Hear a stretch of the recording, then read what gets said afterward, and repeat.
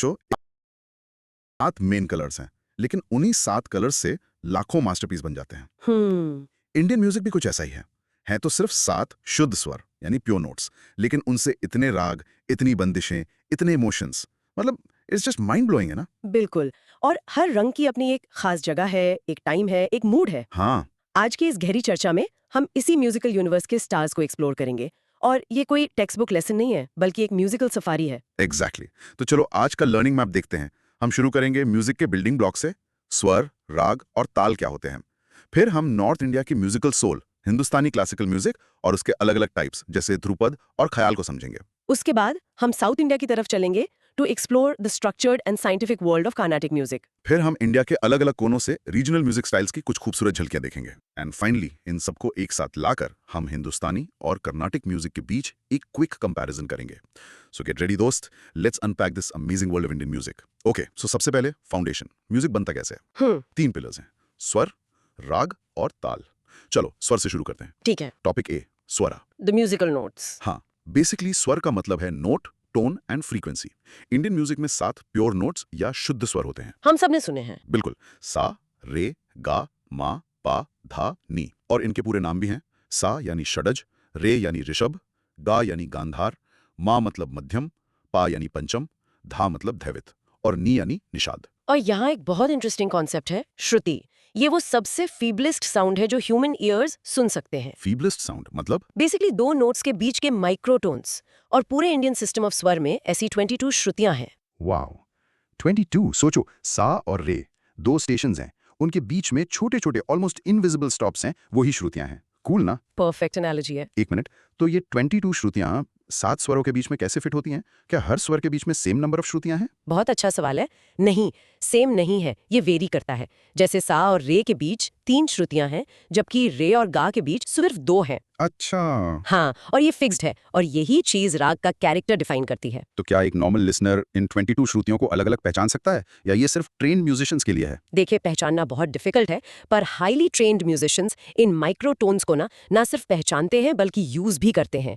यही उनकी साधना है। यूपीएससी प्रीलिम्स के लिए क्या 22 श्रुतियों का नंबर और 7 शुद्ध स्वर के नाम याद रखना सबसे इंपॉर्टेंट है? Absolutely. The numbers 7 and 22 are key factual takeaways. ये जरूर याद रखना है। तो एक आखिरी सवाल इस पर, ये श्रुति का कॉन्सेप्ट क्या वेस्टर्न म्यूजिक में भी है? डायरेक्टली नहीं। वेस्टर्न म्यूजिक में नोट्स के बीच में सेमीटोन्स होते हैं, जो काफी डिफाइंड है। ये जो लिक्विड ग्लाइडिंग इफेक्ट है ना, जो एक नोट से दूसरे पर फिसलने जैसा लगता है, वो श्रुतियों की वजह से ही है।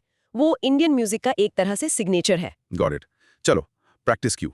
Now pause and practice saying सारेगामापा धनी। और याद रखो, देयर आर 22 श्रुतिज। So mini recap, in short, swara is the note and shruti is the micro note.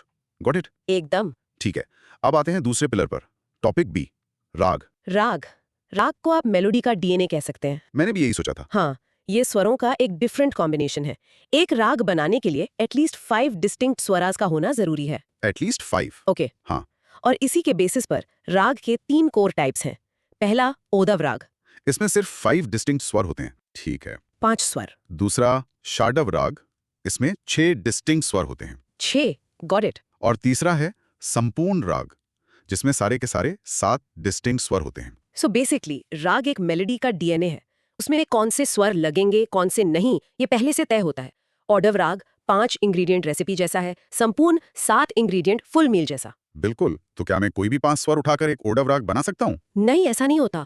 राग में सिर्फ नंबर ऑफ नोट्स ही नहीं, उनका सीक्वेंस मतलब आरोह अवरोह और उनका कॉम्बिनेशन भी इंपॉर्टेंट है। There are specific rules for each raga. अच्छा, रूल्स भी हैं? हाँ, हर राग की अपनी एक पर्सनैलिटी है, एक चाल है। ये नाम कैसे याद रखें? ओडव, शाडव, संपूर्ण। Any memory hack? Think of it like sizes. Odav, O is small, यानी 5. Shadav, Sha sounds like 6, यानी 6.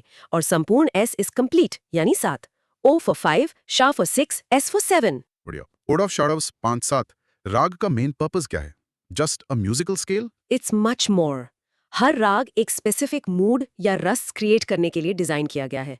कुछ राग सुबह के लिए होते हैं, कुछ रात के लिए, कुछ में खुशी का भाव है, कुछ में दर्द का। So for an exam, matching the name Odav, Shadav, Sampurna with the number of swara 5, 6, 7 is the crucial part, right? Exactly. ये मैच द पेयर क्वेश्चन के लिए एक परफेक्ट टॉपिक है। और एक सवाल, क्या राग सिर्फ क्लासिकल म्यूजिक में होते हैं या फिल्मी गानों में भी यूज होते हैं? बहुत अच्छा पॉइंट है। हमारे ज्यादातर पुराने फिल्मी गाने किसी ना किसी राग पर बेस्ड होते हैं। कई बार म्यूजिक डायरेक्टर्स राग को थोड़ा मॉडिफाई करते हैं, लेकिन बेस वही रहता है। इसीलिए वो गाने आज भी इतने अच्छे लगते हैं। चलो प्रैक्टिस सेइंग ओडव 5 स्वर, षाडव 6 स्वर, संपूर्ण 7 स्वर। ठीक है। To sum up, raga is a melodic framework built with a specific set of swaras. Got it. अब आते हैं तीसरे और आखिरी पिलर पर, टॉपिक सी, ताल। The rhythm. हाँ, taal is the rhythmic cycle और arrangement of beats. It's the framework of time in music. अगर राग म्यूजिक की आत्मा है, तो ताल उसकी धड़कन है। Wow, great analogy. हाँ, ये एक साइकिल में चलता है और इन साइकिल्स के बेसिस पर इसके भी टाइप्स हैं, जैसे तिस्र मतलब 3 बीट्स का साइकिल। 1 2 3 1 2 3। करेक्ट। फिर है चतुस्र यानी 4 बीट्स का साइकिल, ये सबसे कॉमन है। 1 2 3 4। हाँ, फिर आता है खंड 5 बीट्स का साइकिल, मिश्र 6 बीट्स का, और सबसे कॉम्प्लेक्स संकीर्ण 7 बीट्स का साइकिल। वाओ, 7 बीट साइकिल संकीर्ण। Sounds very complex. इसको ट्रैक करना मुश्किल नहीं होता? बहुत ज्यादा। इसके लिए सालों की प्रैक्टिस लगती है। तबला प्लेयर्स अपने हाथों से बीट्स, जिन्हें बोल कहते हैं, और खाली भरी का हिसाब रखते हैं। खाली भरी, ये क्या होता है? मतलब ताल में कुछ बीट्स पे जोर दिया जाता है, वो भरी कहलाती हैं, और कुछ को खाली छोड़ दिया जाता है, वो खाली कहलाती हैं। इससे रिदम में एक ग्रूव आता है। अच्छा, क्या इन संस्कृत नामों को याद करने का कोई इजी तरीका है? हाँ, कुछ हद तक। तिसरे साउंड्स लाइक 3 और 3। ठीक है। चतुस्र साउंड्स लाइक चतुर और 4। बाकी थोड़ा प्रैक्टिस करना पड़ेगा। ठीक है। सिंगर और म्यूजिशियन ताल को कैसे फॉलो करते हैं? यूजुअली एक परकशन इंस्ट्रूमेंट जैसे तबला या मृदंगम ताल को मेंटेन करता है और बाकी आर्टिस्ट उसको फॉलो करते हैं। It's the anchor of the performance. Exam perspective से इन 5 नामों और उनके कॉरेस्पॉन्डिंग नंबर ऑफ बीट्स को मैच करना is the key skill. Yes. Tisra 3, chatusra 4, khanda 5, मिश्र 6, संकीर्ण 7। ये याद रखना बहुत जरूरी है। Let's practice this. Tisra 3, chatusra 4, khanda 5, मिश्र 6, संकीर्ण 7। बेसिकली ताल म्यूजिक का टाइम कीपर है जो उसे एक स्ट्रक्चर देता है। एकदम से। ऑलराइट, बेसिक्स क्लियर हो गए। स्वर, राग, ताल। अब इन बिल्डिंग ब्लॉक्स से बनी एक मैग्निफिसेंट बिल्डिंग देखते हैं। भाग 2, हिंदुस्तानी शास्त्रीय संगीत। हिंदुस्तानी क्लासिकल म्यूजिक। यहां से कहानी थोड़ी हिस्टोरिकल हो जाती है। इनिशियली नॉर्थ और साउथ इंडियन म्यूजिक में कोई फर्क नहीं था। ये डिफरेंशिएशन दिल्ली सल्तनत पीरियड के टाइम शुरू हुआ। और इसके पायनियर एक लेजेंडरी फिगर थे अमीर खुसरो। उन्होंने हिंदुस्तानी म्यूजिक को एक नया डायरेक्शन दिया। बिल्कुल। एक और बहुत इंपॉर्टेंट बात, हिंदुस्तानी सिंगर्स ने शुरू से ही time, season and mood theory of raag को फॉलो किया। यानी कौन सा राग किस टाइम, किस सीजन और किस मूड में गाना है। That's fascinating. हाँ, ये म्यूजिक को नेचर से जोड़ता है। Okay, here's where it gets really interesting. हम अब ध्रुपद, ख्याल, ठुमरी जैसे फॉर्म्स में डीप डाइव करने वाले हैं। अगर आपको ये म्यूजिकल जर्नी पसंद आ रही है और आप ऐसे ही कॉम्प्लेक्स टॉपिक्स को सिंपल तरीके से समझना चाहते हैं, तो make sure you hit that subscribe button, bell icon को जरूर प्रेस करें ताकि आप कोई भी अपडेट मिस ना करें। And if you feeling extra generous, वो सुपर थैंक्स का बटन आपके लिए ही है। It really helps us create more such content. चलो आगे बढ़ते हैं। चलिए। टॉपिक ए, क्लासिकल हिंदुस्तानी, और इसमें सबसे पहला सब टॉपिक ध्रुपद। ध्रुपद इंडिया का ओल्डेस्ट क्लासिकल म्यूजिक है। इसका ओरिजिन मंदिरों से हुआ, खासकर ब्रज और अवध के एरिया में। ओल्डेस्ट मंदिरों से? हाँ, ये एक सिंपल और सोबर कंपोजिशन है जिसमें लंग से काफी एफर्ट लगता है। एफर्ट क्यों? क्योंकि इसमें high levels of frequency involve होती है और नोट्स को बहुत देर तक सस्टेन करना पड़ता है। इसका एक फिक्स्ड स्ट्रक्चर है, अलाप, उसके बाद जोड़, स्थाई, अंतरा, संचारी, आभोग। वाओ, काफी डिटेल्ड स्ट्रक्चर है। हाँ, और इसके बैकग्राउंड में 2 नाम बहुत इंपॉर्टेंट है। ग्वालियर के राजा मान सिंह तोमर ने ध्रुपद को पॉपुलराइज किया। पेट्रोनेज। यस। और अकबर के कोर्ट में बैजू बावरा और सबसे फेमस तानसेन ध्रुपद सिंगर्स थे। तानसेन का असली नाम राम तनु पांडे था और अकबर ने उन्हें मियाँ का टाइटल दिया था। मियाँ तानसेन। और इसके 4 पॉपुलर घराने हैं, मतलब स्कूल्स ऑफ म्यूजिक: डागरी घराना, दरभंगा घराना, बेतिया घराना और विष्णुपुर घराना। Okay, cross questioning time. आपने कहा simple and sober, but requires effort from the lungs. ये थोड़ा कॉन्ट्रडिक्टरी नहीं है? Simple in terms of ornamentation.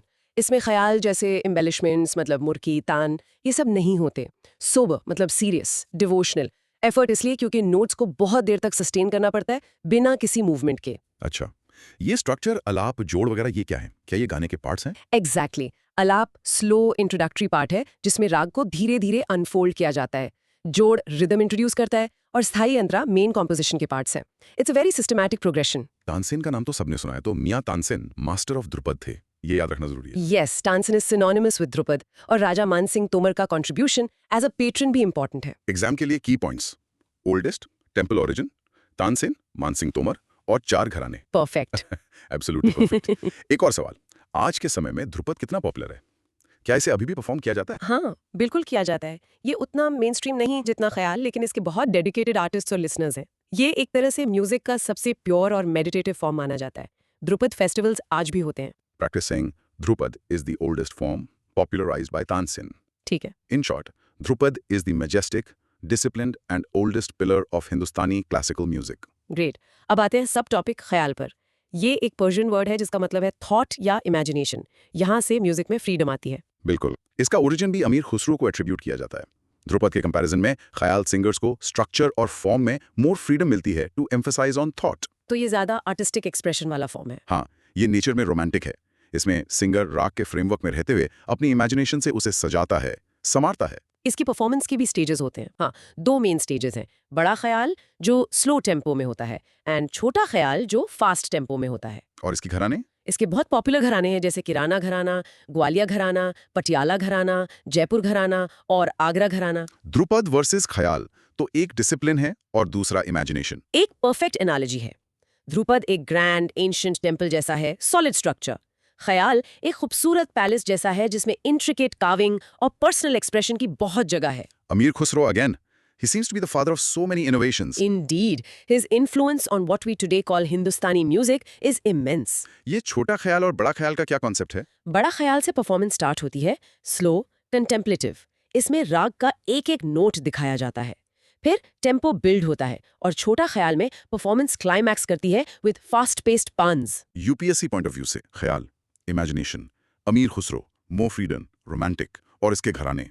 Right. एकदम सही। ये कीवर्ड्स याद रखने हैं। मेरा एक सवाल है, क्या एक ही सिंगर ध्रुपद और ख्याल दोनों गा सकता है या दोनों की ट्रेनिंग बिल्कुल अलग होती है? गा सकते हैं और कई महान सिंगर्स ने गाया भी है, लेकिन दोनों की ट्रेनिंग, वॉइस कल्चर और एस्थेटिक्स बहुत अलग हैं। ध्रुपद में आवाज को ज्यादा खुला और पावरफुल रखना पड़ता है, जबकि ख्याल में ज्यादा चपलता और फ्लेक्सिबिलिटी की जरूरत होती है। Let's practice.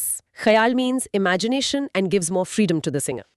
Basically, ख्याल हिंदुस्तानी म्यूजिक का वो क्रिएटिव और रोमांटिक फेस है जो आज सबसे ज्यादा पॉपुलर है। एब्सोल्युटली। अब क्लासिकल से थोड़ा लाइट जोन में आते हैं। टॉपिक बी, सेमी क्लासिकल हिंदुस्तानी। यहाँ रूल्स थोड़े रिलैक्स्ड है और इमोशंस पे ज्यादा फोकस है। बिल्कुल। Let's go through them one by one. सबसे पहले ठुमरी। ठुमरी फास्ट टेम्पो की होती है। बनारस और लखनऊ इसके 2 पॉपुलर घराने हैं। Okay, next. धमार, ये स्पेसिफिकली होली के फेस्टिवल के दौरान परफॉर्म किया जाता है। वैसे सिर्फ होली पर? हाँ, ये बरसाना, मथुरा, वृंदावन एरिया में पॉपुलर है। इसमें लॉर्ड कृष्णा और गोपियों के लव अफेयर को हाईलाइट किया जाता है। इंटरेस्टिंग। और तराना, ये नॉर्थ इंडिया में इवॉल्व हुआ, एरिस्टोक्रेटिक क्लास में पॉपुलर था। इसका पर्पस प्योरली एंटरटेनमेंट था, इसलिए इसमें बहुत कम मीनिंगफुल वर्ड्स होते हैं।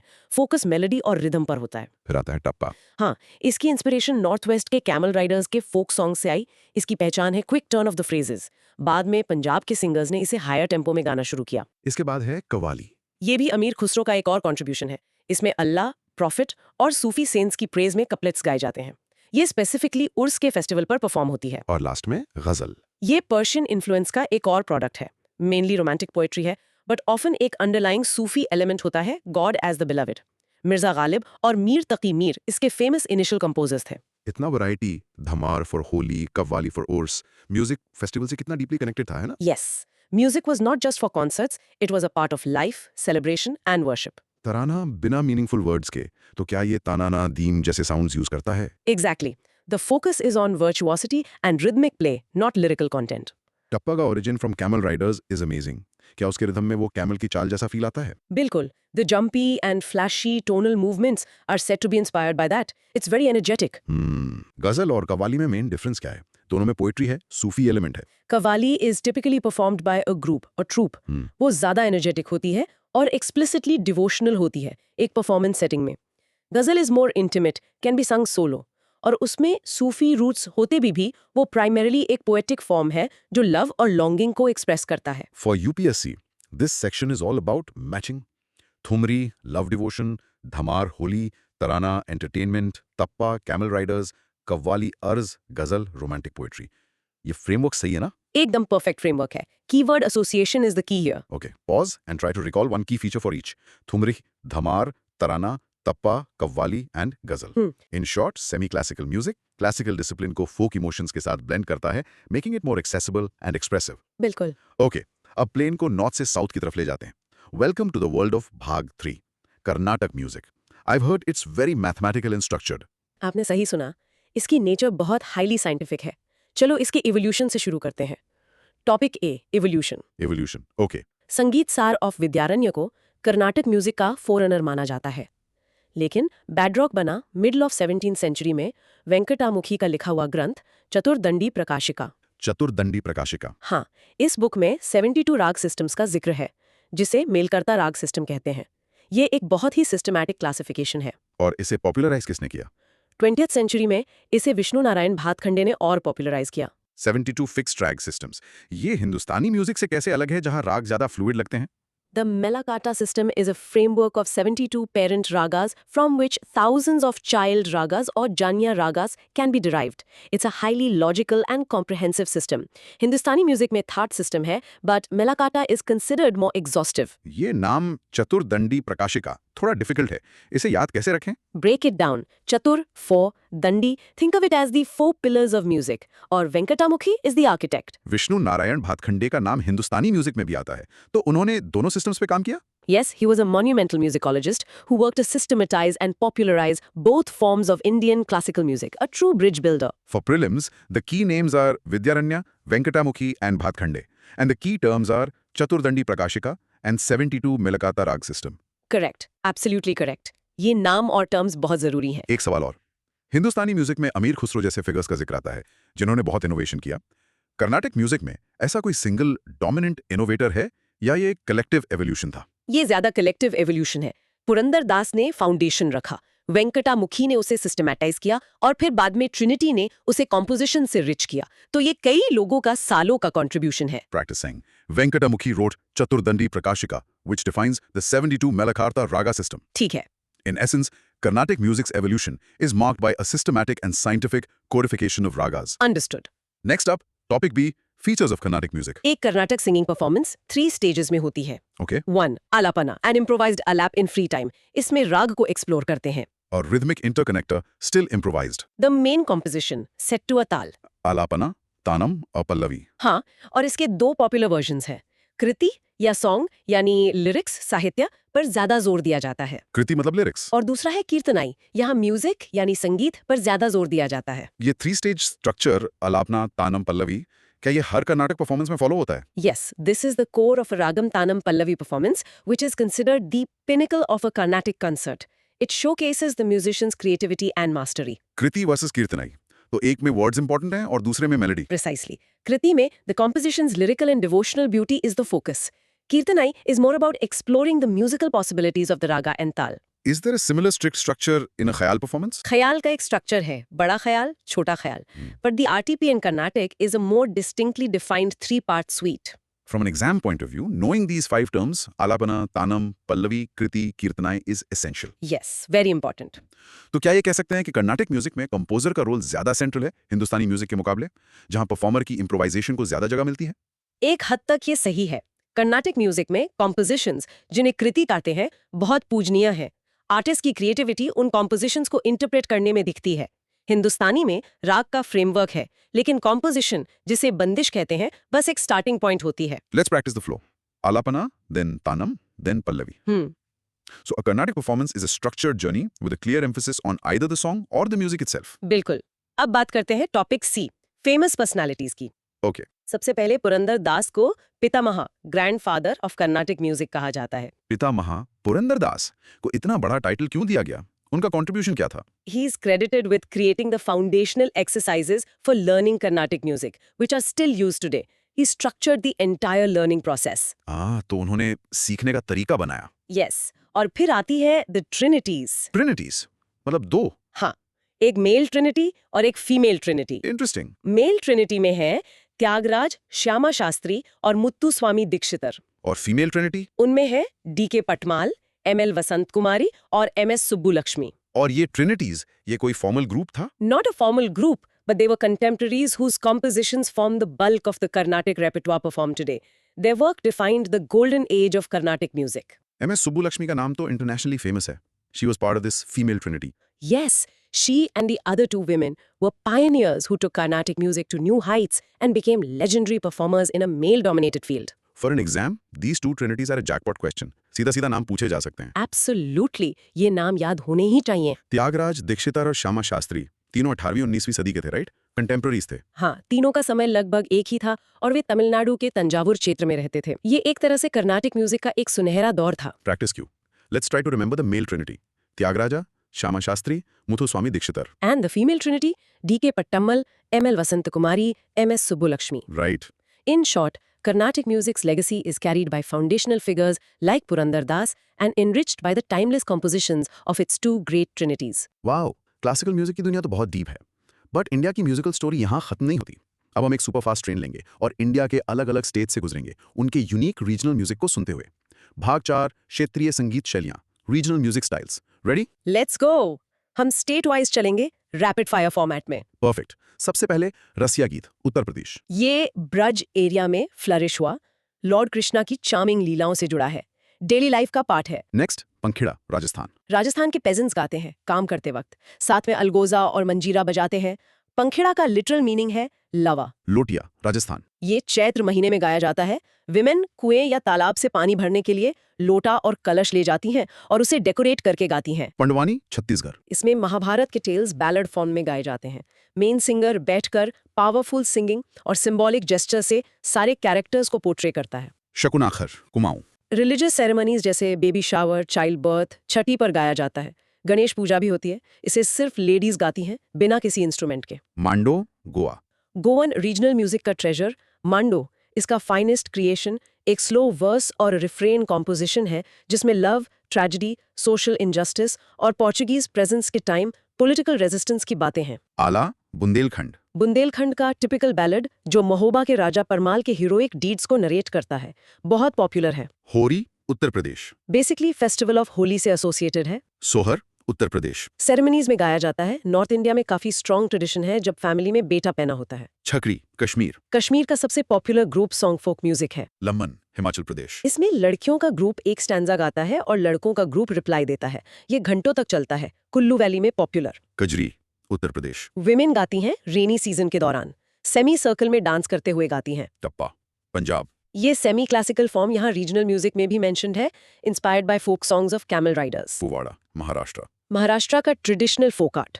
पोवाड़ा का मतलब है the narration of a story in glorious terms, हमेशा किसी हीरो या इंसिडेंट की प्रेज में होता है। तीज सॉन्ग्स, राजस्थान। तीज का फेस्टिवल विमेन के ग्रेट इन्वॉल्वमेंट से सेलिब्रेट होता है। बुर्रा कथा, आंध्र प्रदेश। एक highly dramatic form of ballad, main performer एक बॉटल शेप ड्रम तंबूरा यूज करता है। भाखा, जम्मू और कश्मीर। जम्मू रीजन में पॉपुलर फोक म्यूजिक, विलेजर्स गाते हैं जब हार्वेस्टिंग हो रही होती है। भूता सॉन्ग, केरल। इसका बेसिस सुपरस्टिशंस में है।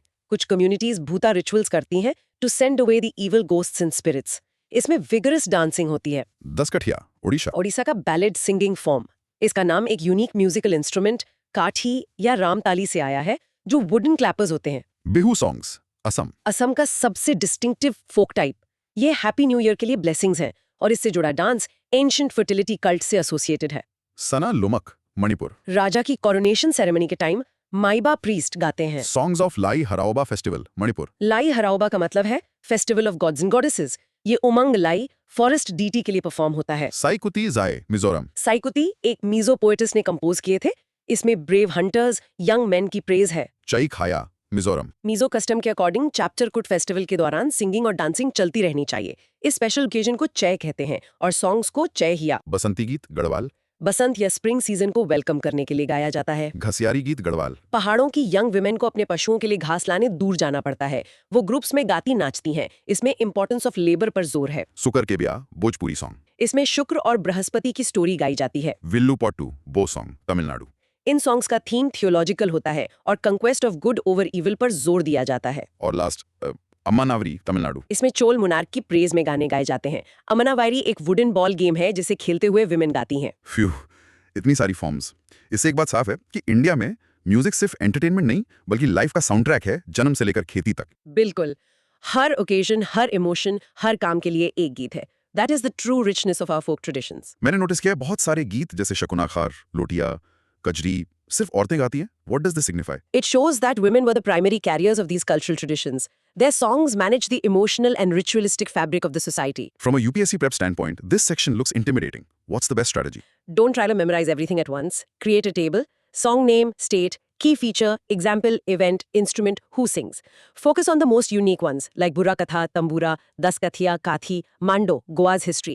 Visual association helps. ये जो बैलेट फॉर्म्स हैं जैसे पंडवानी, आल्हा, बुर्रा कथा, क्या इन्हें हम इंडिया का ओरिजिनल स्टोरी टेलिंग ट्रेडिशन कह सकते हैं? बिल्कुल, ये हमारे एपिक्स और लोकल हीरोज की कहानियों को जिंदा रखने का एक बहुत पावरफुल तरीका है।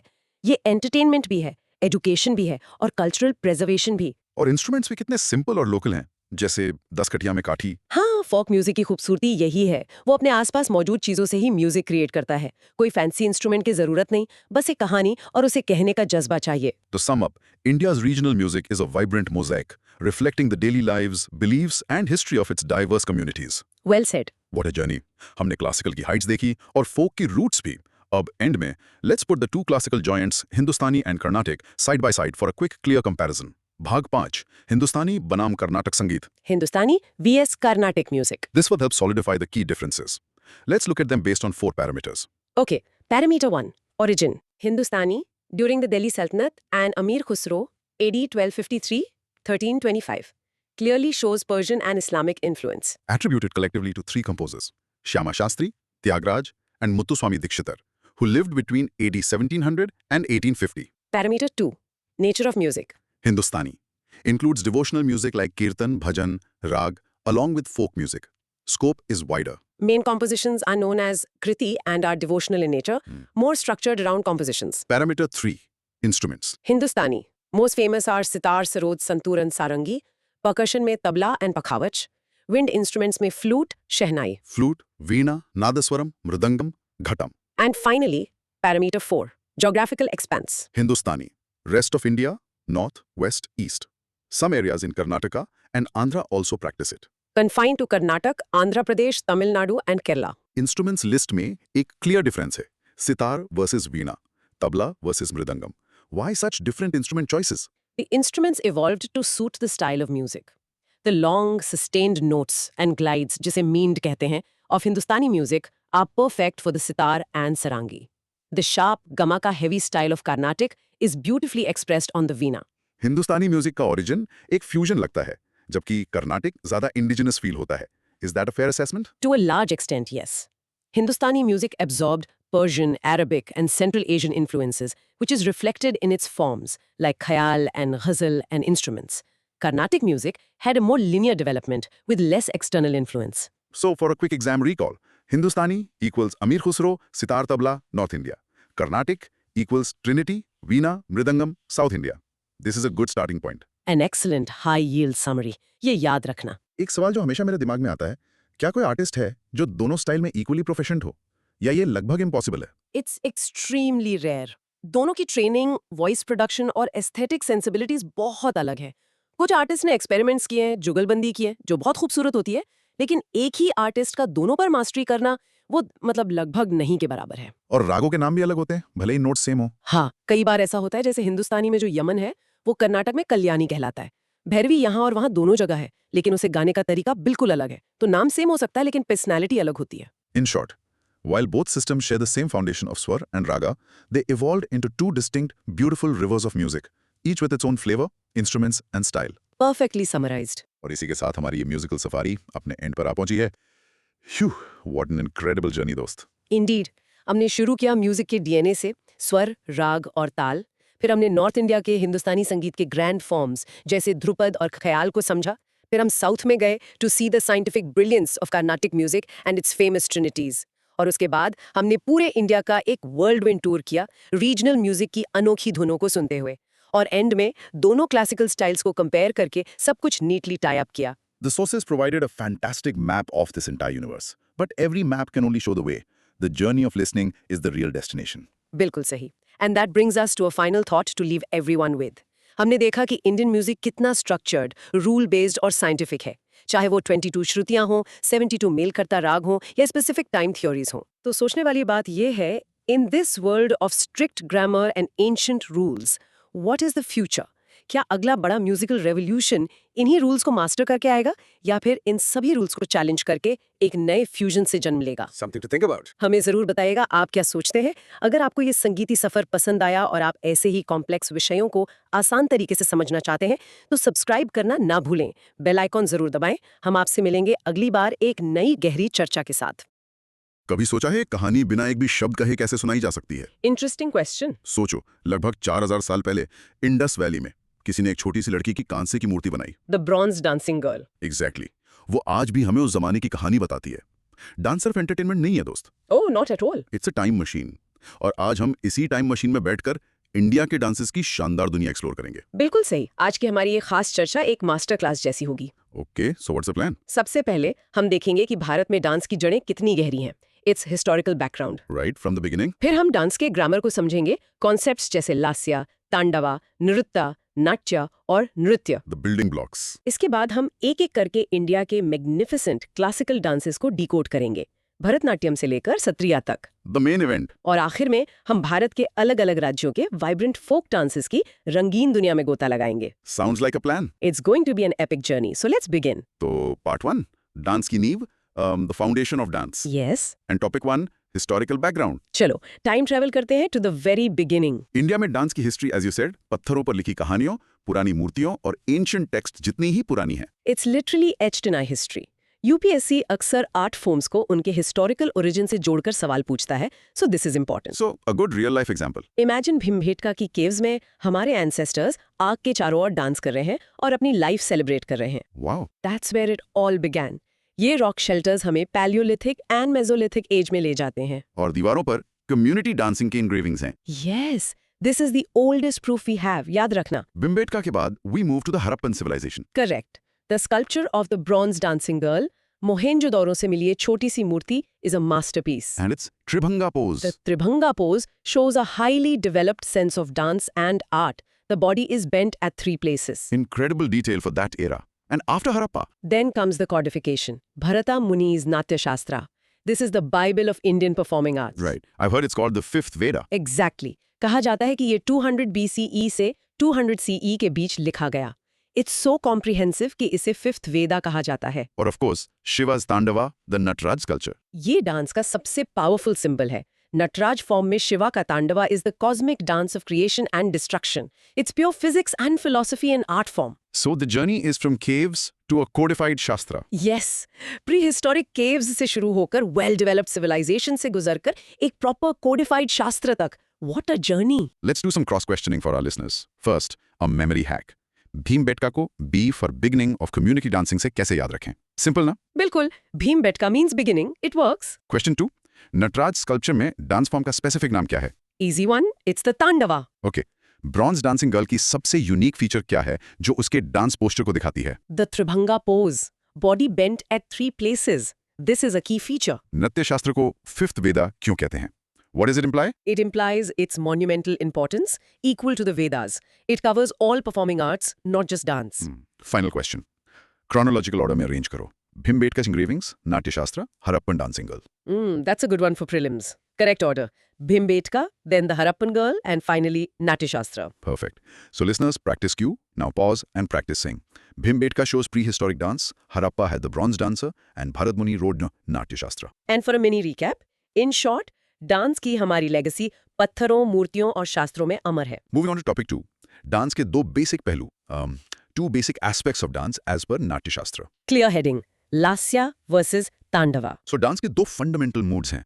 Lasya is all about grace, beauty, and feminine features. And Tandava is about power, rhythm, and masculine energy. सोचो yin और yang जैसा. Very soft piece. That's Lasya. Versus a powerful hip-hop routine. That's Tandava. Got it. दोनों ही dance हैं, but the energy is completely different. Exactly. Her classical dance इन्हीं 2 elements का एक अनोखा blend होता है। इनको समझे बिना हम डांस की सोल को नहीं समझ सकते। So let's get into the core logic. Lasya. Lasya grace, bhava, emotion, rasa, essence और अभिनया एक्सप्रेशन को डिनोट करता है। It's symbolic of the feminine features of dance. And Tandava? Tandava male aspects of dance को सिंबलाइज करता है। इसमें रिदम और मूवमेंट पर ज्यादा एम्फेसिस होता है। UPSC prelims relevance. I can already see a match the following question here. Perfect question. Lasya graceful, Tandava, rhythmic. Simple as that. The beauty of Indian dance lies in the perfect balance of both. Okay, cross questioning time. First, Lasya के 4 की elements क्या हैं? As per the source, it's grace, bhava, rasa, and abhinaya. Question 2, तांडवा में किस चीज पर मोर emphasis होता है? That would be rhythm and movement. Let's do a memory hack. L for lasya, L for love and lyrical. T for tandava, T for thunderous and tempo. याद रहेगा ना? That's a very clever one. It should definitely help. Important question. क्या एक mail dancer Lasya perform कर सकता है? Bilkul. These are features of dance, not gender roles for the dancer. A male dancer can be incredibly graceful, and a female dancer can perform a powerful tandava. And last one, Shiva के तांडवा को represent करने वाला famous culture कौन सा है? We just discussed it, the Natraj sculpture. Excellent. Okay, practice cue time. Practice saying lasya is grace and expression, tandava is rhythm and movement. Mini recap. In short, dance is a play of two energies, the graceful lasya and the powerful tandava. Great. Let's move to topic 3. Dance के 3 basic elements. The 3 basic elements of dance. The source for this is Abhinaya Darpan, right? Correct. And the heading is Nritya, Natya, and Nritya, the triple N of dance. So basically ये dance के building blocks हैं. Precisely. Nritya is pure technical dance steps. Natya is drama or storytelling. And Nritya is expression mixed with steps. Let's use a real life example. Okay. जब आप किसी song के beat पर बस पैर थिरकाते हो, that's नृत्य, pure movement. Okay, just dancing to the beat. जब आप डांस के थ्रू एक पूरी कहानी बताते हो, like a dance drama, that's नाट्य. And Ritya? और जब आप गाने के लिरिक्स पर एक्सप्रेशंस देते हुए डांस करते हो, that's नृत्य. It's the blend. Got it. So ये 3 terms dance की vocabulary हैं. It's important to remember the source, Nandikeshwara Nandi's Abhinay Darpan. Yes, the source name is important for prelims. Let's break down the core logic again. Nritya. Basic dance steps without any expression or mood. It's pure rhythm and skill, pure technique. Natya. Dramatic representations. Essentially, acting or telling a story through dance, it's the katha part, And Nritya. the perfect blend. यहाँ sentiment, emotions और dance steps सब एक साथ आते हैं. This is what touches the audience's heart. So for UPSC, they could ask something like, which element is devoid of expression? And the answer would be Nritya. एक complete, impactful dance performance वही है जिसमें नृत्य, नत्य और नृत्य का seamless fusion हो. Time for cross questioning. Let's start with a memory hack. Nritya है T for technical steps. Natya sounds like natak or drama. Nritya is the mix of both. समझे? That's a brilliant hack. Very easy to remember. Okay, next question. अगर एक Kathak dancer तेजी से footwork यानी Tarkar demonstrate कर रहा है तो वो इनमें से क्या प्रेजेंट कर रहा है? That would be a classic example of nritta.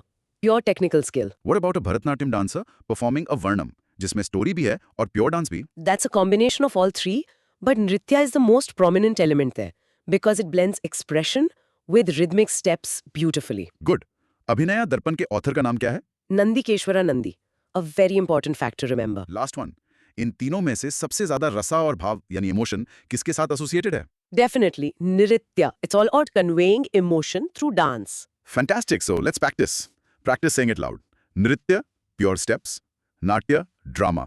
Nritya, steps plus emotion. And the mini recap. In short, steps, nritya, story, natya और emotion, nritya मिलके डांस को complete बनाते हैं. This brings us perfectly to our next topic.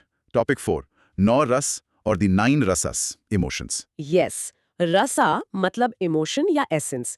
Indian performing arts में माना जाता है कि हर performance इन 9 fundamental emotions को evoke करती है. It's the emotional core of the art. Exactly. Now, the source material focuses on 6. So let's discuss those. Okay, let's go through them. First, Shringara, which is love. Then Veera for heroism. Okay, love and heroism. Rodra, which is anger. And Shant for peace and tranquility. Anger and peace, quite the contrast. And finally, Bibhatsa for disgust and Hasya for laughter and comedy. This is a classic UPSC question format, isn't it? Match the rasa with its meaning. Absolutely. It's very common. So memorizing these is key. Let's do a quick cross-questioning round. Love के लिए कौन सा रसा है? Shringara. अगर एक warrior की story दिखाई जा रही है तो कौन सा रसा डोमिनेंट होगा? Veera, the rasa of heroism. हास्य का मतलब क्या है? Laughter. Time for a memory hack. Rodra sounds a bit like rude or angry. And Shant is already a Hindi word for peace. Easy, है ना? Very easy. That makes two of them quite straightforward. Final question. A potential UPSC statement. The concept of rasa is central only to dance. Is this true or false? That is false. It's central to all Indian performing arts, including drama and music. It's a universal concept in Indian aesthetics. Great clarification. Let's do the practice cue. Practice matching. Shringara, love. Veera, heroism, Rodra, anger. And the mini recap. In short, rasas are the emotional flavors that an artist serves to the audience. Alright, so we've built a strong foundation. Let's move to part 2. Bharat ke Shastriya Nritya, classical dances of India. Yes, the main course? Topic 5, classical dances of India, an introduction. So what defines a classical dance? Classical dances वो हैं जिनके rules and principles नाट्य शास्त्र में दिए गए हैं। ये हाईली टेक्निकल और स्ट्रक्चर्ड होते हैं। And how many are there officially? The Sangeet Natak Academy recognizes 8 classical dances. Let's list them out, state by state. This is crucial for prelims. Absolutely. From Tamil Nadu, we have Bharatnatyam. Okay, From Kerala, we have 2, Mohiniyattam and Kathakali. 2 from Kerala, got it. Andhra Pradesh gives us Kuchipudi. Odisha has Odissi. Manipur has Manipuri. That makes 6. Uttar Pradesh has Kathak. And from Assam, we have Satriya. That's the list of 8. But there's a catch, isn't there? Yes, a very important one. The Ministry of Culture has also included Chhau in the list of classical dance forms. So the total becomes 9. This is a super important update for UPSC. It is. This distinction between Sangeet Natak Academy's list and Ministry of Culture's list can be a tricky question. All right, time for some cross-questioning. Kerala से कौन से 2 classical dances हैं? Kathakali and Mohiniyattam. Satriya dance किस state का है? Assam, it's the most recent addition to the Sangeet Natak Academy list. Ministry of Culture के according 9th classical dance कौन सा है? Chhau, What's the fundamental difference between a classical and a folk dance? classical dances follow the strict rules of Natya Shastra. They are highly codified. Folk dances are more community-based and have fewer rigid rules. They evolve more freely. Okay. Last one. Kathak और Kathakali में क्या common confusion होता है? The names sound similar, but they're completely different. Kathak is from UP, known for spins and footwork. Kathakali is from Kerala, a dance drama with elaborate makeup. बिल्कुल अलग है. Good. To clarify. Practice. Cue time. Practice saying the list with states. Tamil Nadu, Bharatnatyam, Kerala, Kathakali and Mohiniyattam and so on. Mini recap. In short, India has 8 plus 1 official classical dances, each with a unique identity rooted in a specific state. So let's start our deep dive into each one. Topic 6. Bharatnatyam. Let's start with the mother of all dances, from Tamil Nadu. It's considered the oldest classical dance, right? The name itself comes from Bharata Muni and Natyam, meaning dance. I've also read it was called Dashyatam. Yes, all correct. A good real-life example to imagine is a sculpture coming to life. Bharatanatyam की poses और movements इतने precise और beautiful होते हैं जैसे temple sculptures. Let's talk about its background. पहले ये Sadyr या दशयाटम के नाम से जाना जाता था and was performed by temple dancers और devadasis. E. Krishna Iyer ने इसके revival में एक important role play किया, bringing it from the temples to the public stage. Now for the core logic. What are its key features? A key feature is that it's considered a fire dance. The movements are said to resemble the flickering flames of a fire within the human body. Fire dance. That's a powerful image. It has a perfect balance of Tandava, the rhythmic part, and Lasya, the graceful part. Equal emphasis on both. And the performance has a very specific sequence. This is very important for exams. Yes, the sequence is critical. It starts with Alaripu, an introductory piece seeking blessings from God. Okay, Alaripu first. Then Jatiswaram, which is a nritta component, pure dance, no expressions. After that, Shabdam, a short dramatic element with expressed words. So Abhinaya is introduced. and the main part, Is Varnam. This is the main, most complex piece. It's a perfect nritya component with both dance and emotions. After Varnam, you have Padam, which shows mastery over Abhinaya. what follows? Padam. Javali, which are short love lyrics performed at a faster tempo. And finally, Thilana, the concluding performance with pure rhythmic dance. That's a lot to remember. What about hand gestures and posture? The famous hand gesture is Kataka Mukha Hasta, where 3 fingers are joined to symbolize Om, and the posture is Ekacharya Lasyam, when knees are bent and weight is equally distributed, giving it that sculptural look. Okay, यहाँ एक second pause लेते हैं. देखो कितना deep और fascinating है ना ये सब. अगर आपको ये जर्नी एक्साइटिंग लग रही है and you want to keep diving deep with us, तो एक छोटा सा काम कर दो. Just hit that subscribe button, like this session, and bell icon को जरूर प्रेस करना ताकि आप ऐसी कोई भी डीप डिस्कशन मिस ना करो. If you feel this is super valuable तो सुपर थैंक्स यूज करके हमें सपोर्ट भी कर सकते हो. चलो back to the art. Right, back to Bharatnatyam. Cross questioning time. Bharatanatyam performance का फर्स्ट आइटम क्या होता है? Alaripu. वर्णम में नित्य, नाट्य या नृत्य क्या ज्यादा प्रोमिनेंट होता है? Nritya as it's the perfect mix of expression and pure dance. It's the centrepiece. किसने भरतनाट्यम को रिवाइव किया? The name to remember is A Krishna Iyer. Kataka mukha hasta mudra क्या सिंबलाइज करती है? It symbolises Om. Okay, time for a memory hack for the sequence. इसके लिए सोचो AJS VPJT. Ontiji spoke very politely just today. That's a funny one. Alaripu Jatiswaram Shabdam Varnam Padam Javali Tillana. It works perfectly. थोड़ा funny है but काम करेगा. So practice Q. Practice the sequence. Alaripu, Jatiswaram, Shabdam, Varnam, Padam, Javali, Thillana. And the mini recap. In short, Bharatnatyam is the ancient fire dance from Tamil Nadu, known for its precise structure and spiritual depth. From the fire of Bharatnatyam, let's move to topic 7, Kuchipudi. This one's from Andhra Pradesh. Yes, from Andhra Pradesh, इसका नाम कुचिलावपुरी या कुचिलापुरम village से आया है. And its unique feature is the tarangam, जिसमें dancer brass plate पर dance करता है. That's the most famous element, yes. Let's look at the background. Siddhendra योगी ने 17th century में इस ट्रेडिशन को फॉर्मलाइज किया. And it was originally performed by men. Yes, originally ये भागवथालू या मेल टेम्पल डांसर्स परफॉर्म करते थे. It received patronage from the Vijayanagar and Golconda rulers. Core logic time. What's the dominant emotion or rasa here? There's a predominance of Shringara ras. Love and devotion are very strong elements in Kuchipudi performances. I see the term daru here. What is that? A daru is the introduction of each character with a small composition of dance and song, unique to Kuchipudi. It involves all three components, Nritya, and Natya. Now for the really unique features. First, there's Manduk Shabdam, which tells the story of a frog. A frog. Interesting. Then the signature element, Tarangam. The dancer has their feet on the edges of a brass plate, often balancing a pot of water on the head. Imagine the balance required. That's incredible. And there's one more. Yes, Jalachitra Nrityam. In this, the dancer draws pictures on the floor with their toes. Amazing skill. Wow. And the music is Carnatic. Yes, Carnatic music with violin and mridangam as key instruments. And revivalists to remember are Bala Saraswati, Ragini Devi and Lakshmi Narayan Shastri. Tarangam is the keyword for Kuchipudi in prelims, I assume. Absolutely. Tarangam, the state, Andhra Pradesh, and the revivalists' names are very important. Cross-questioning. First, Tarangam किस classical dance का feature है? Kuchipudi, मंदुक शब्दम में किसकी कहानी है? a frog story. Kuchipudi को किसने 17th century में formalize किया? Siddhendra Yogi. वो कौन सा element है जिसमें dancer अपने toes से drawing बनाता है? That would be Jalachitra Nityam. Let's do a memory hack. Kuchipudi has pudi, which sounds like plate in some context. So, dancer on a brass plate, tarangam. Connects na? Yes, that's a clever connection. Pudi and Yep. plate. Great. Practice cue. Practice saying. Kuchipudi from Andhra Pradesh is famous for tarangam, the dance on a brass plate. And the mini recap. In short, Kuchipudi is a graceful and dramatic dance from Andhra Pradesh with unique features like plate dancing and toe drawing. Now let's go to Kerala for topic 8, Kathakali. The grand dance drama of Kerala.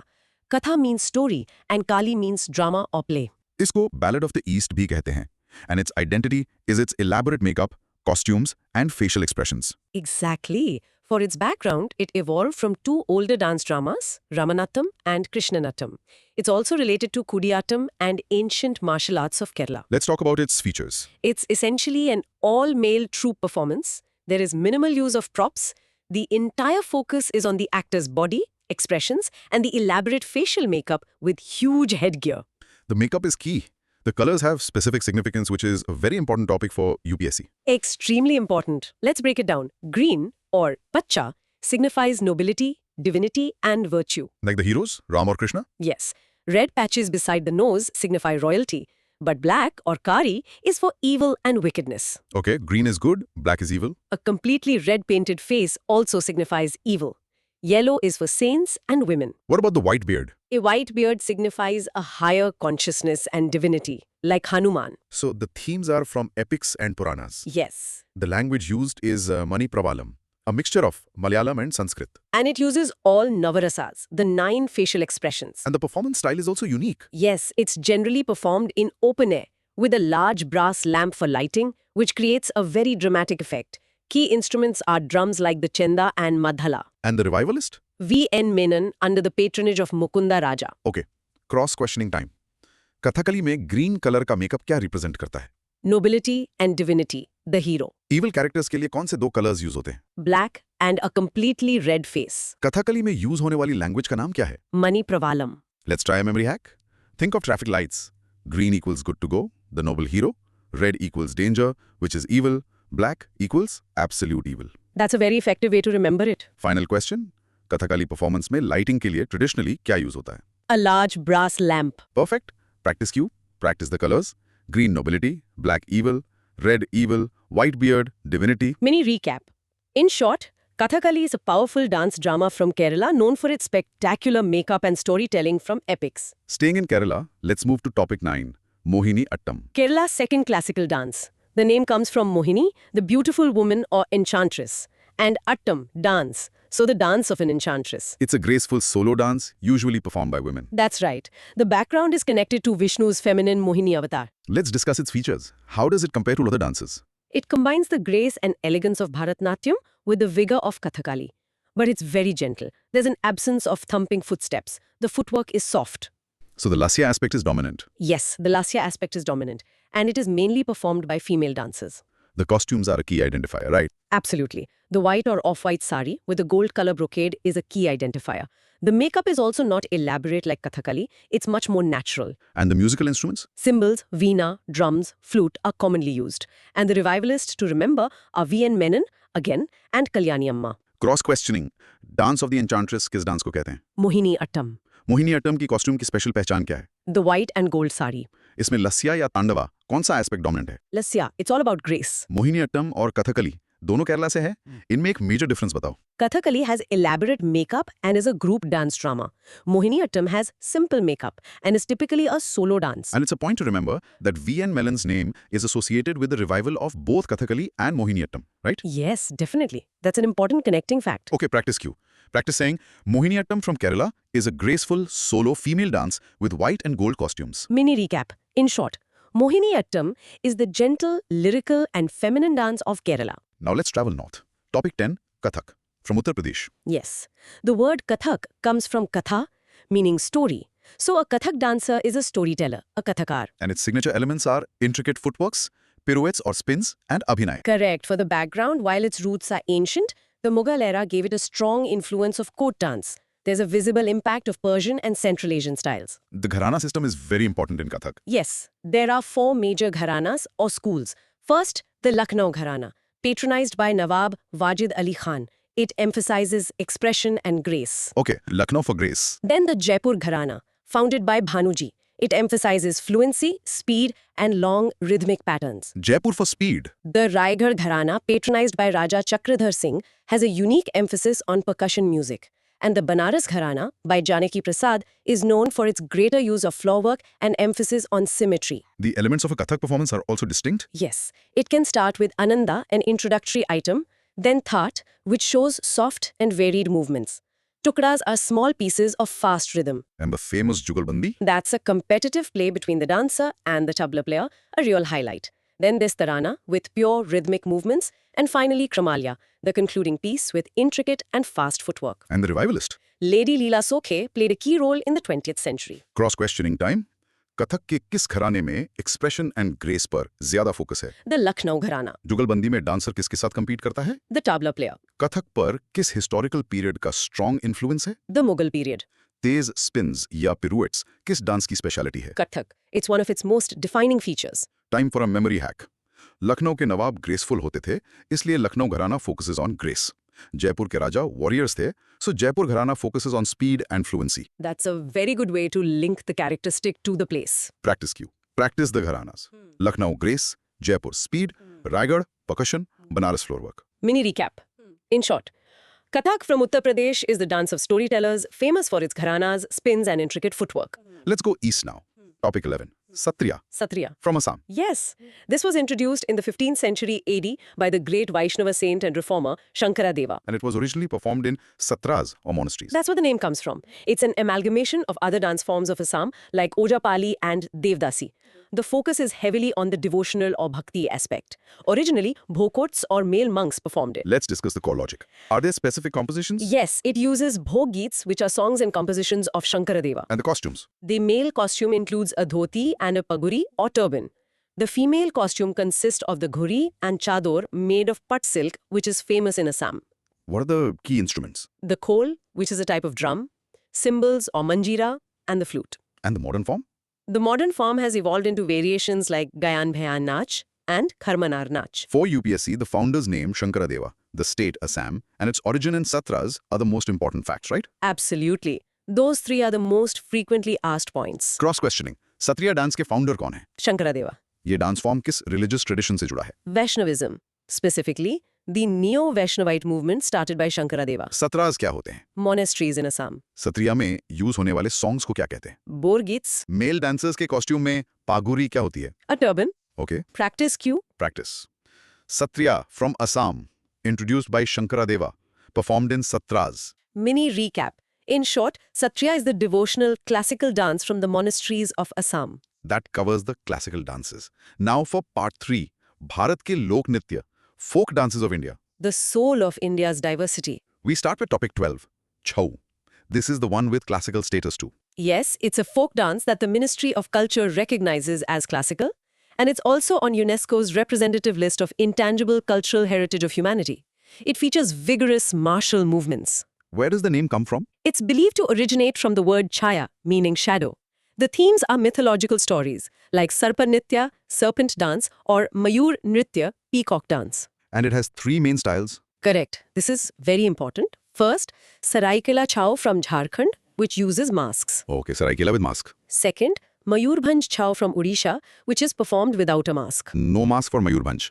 And third, Purulia Chhau from West Bengal, which also uses a mask. So Mayurbhanj is the exception. That's a classic prelims question. It is. The UNESCO status and the 3 styles are the most critical points about Chhau. Cross questioning time. Chhau के कौन से style में mask नहीं use होता? Mayurbhanj Chhau. Chhau को कौन सा international recognition मिला है? It's on the UNESCO Intangible Cultural Heritage list. Seraikela छाव किस स्टेट से हैं? Jharkhand. छाया वर्ड का क्या मतलब है? Shadow. Let's do a memory hack for the masks. Mayur means peacock. A peacock wants to show its beautiful face. So Mayurbhanj छाव में मास्क नहीं होता. That's a perfect way to remember it. Very creative. Practice. Q. Practice the styles. Saraikola mask, Mayurbhanj no mask, Purulia mask. Mini recap. In short, Chhau is a martial arts-based folk dance with 3 distinct styles, one of which uniquely performs without a mask. Next up, a very popular one. Topic 13, Kalbelia. Yes, the vibrant folk dance from Rajasthan. It's performed by the women of the Kalbelia community. And the costumes and movements are serpent-like, right? Exactly. Yeah. The Kalbelia community is traditionally a community of snake charmers. So the dance movements are inspired by and are similar to that of serpents. And the main musical instrument has to be the bean. Yes, the bean is the popular musical instrument associated with it. For UPSC, the state, Rajasthan, and the community, Kalbelia, are the key points. Simple enough. Let's do a quick cross-questioning. Kalbelia dance किस community से associated है? The Kalbelia community. ये किस Indian state का folk dance है? Rajasthan. इस dance में use होने वाला main musical instrument कौन सा है? The bean. Great. Mini recap. In short, Kalbelia is the sensuous snake dance of the Kalbelia community from Rajasthan. Okay, now for topic 14, other folk dances. This is going to be a rapid-fire journey. Chalo, let's do a quick tour of India's vibrant folk dances. State or dance ka naam yaad rakhna. Starting with the most famous, Garba and Dandiya Ras. Gujarat, performed during Navratra. Ghumar and Gangor. Rajasthan, performed by the women of the Bhil tribe. Bhangra and Gidha. Punjab, Bhangra is the high-energy dance of males and Gidha is its female counterpart. Ras Leela and Dadra. Uttar Pradesh, Ras Leela's theme is the love stories of Radha and Krishna. Dadra was popular among the courtesans of Lucknow. Jawara and Matki. Madhya Pradesh, Jawara is a harvest dance. Matki is performed by women balancing earthen pots on their heads. Gaur Maria. Chhattisgarh, specifically the Bastar region, it imitates the movements of a bison and is performed by the Maria tribes. Alka. Jharkhand, in the Rajmahal Hills and also in West Bengal, it's a rural dance drama. Birha. Bihar, it portrays the pain of women whose partners are away from home. Paika. Odisha, it's a martial folk dance. The word paika itself signifies battle. Jat Jatin. Bihar, from the Mithila region, it represents the tender love and quarrels of a married couple. Jhumar. Jharkhand and Odisha, a harvest dance performed by tribal people. It has 2 variations, Janani for women and Mardana for men. Danda Jatra. Odisha, it's a unique blend of dance, drama and music. Bihu. Assam, a joyous group dance performed by both men and women, especially during the Bihu festival. Thang Ta. Manipur, an exclusive martial dance. Thang means sword and Ta means spear. Rangma or bamboo dance. Nagaland, it's a war dance of the Nagas. Singhi Cham. Sikkim, it's a mask dance with furry costumes symbolizing the snow lion, which is a guardian deity. Kummi. Tamil Nadu and Kerala, performed by women standing in a circular formation, and the key fact is there is no accompanying music. They clap to create the rhythm. Mailatam. Kerala and Tamil Nadu, young girls are dressed as peacocks. Mail means peacock. Burra Katha. Andhra Pradesh, a single performer narrates stories from the Puranas. It's a form of storytelling. Putta Bomla. Also Andhra Pradesh, it means basket toys. Dancers wear large, colorful masks of different characters. Kai Kutti Kali. Kerala, a temple dance performed by both men and women during the Onam festival. Padayani. Kerala again, it's a martial temple dance. The word literally means rows of infantry. Dancers wear huge masks known as kolams. कोल खाली परिचा काली. Kerala and Lakshadweep, another martial dance. Kol means stick and Paricha means shield. भूता आराधना. Karnataka. The name translates to devil worship. It's a ritualistic dance. पता कुनी था. From the Mysuru region of Karnataka, a religious dance performed by men carrying long decorated bamboo poles. Chakyar Koothu. Kerala. It's a solo performance where the performer often dresses himself as a snake and narrates stories with humor and satire. झूमर. Punjab. Performed by tribal Sikhs, different from the Ghumar of Rajasthan. Karma नाच. Across eastern India, especially the Chota Nagpur plateau, performed during the tribal festival of Karma. Raut नाच. Chhattisgarh, performed by the Yadav community, symbolizing the battles of Lord Krishna, done during Diwali. दुम्हाल. Jammu and Kashmir, performed by the Wattle tribe in colorful costumes with a conical cap. Fugdi. Goa, in the Konkan region, performed by women, often in a circular formation, and it gets very fast. चिराओ. Mizoram, this is the other famous bamboo dance, where performers move between clapping bamboo sticks. Dalkhai. Odisha, a vibrant dance performed during the Dussehra festival. Phew, that was a lighting round. Let's do a quick cross-questioning on that. Bamboo dance कहाँ होता है? Primarily Mizoram, which is Cherao, and also Nagaland, which is Rangma. थंग ता में थंग और तरा का क्या मतलब है? Sword and spear. बिना म्यूजिक के कौन सा डांस होता है? Kumi from Tamil Nadu and Kerala. Yadav community Diwali पर कौन सा डांस करती है? Raut Nach in Chhattisgarh. Snow lion को सिंबलाइज करने वाला डांस कौन सा है? Singhi Chham from Sikkim.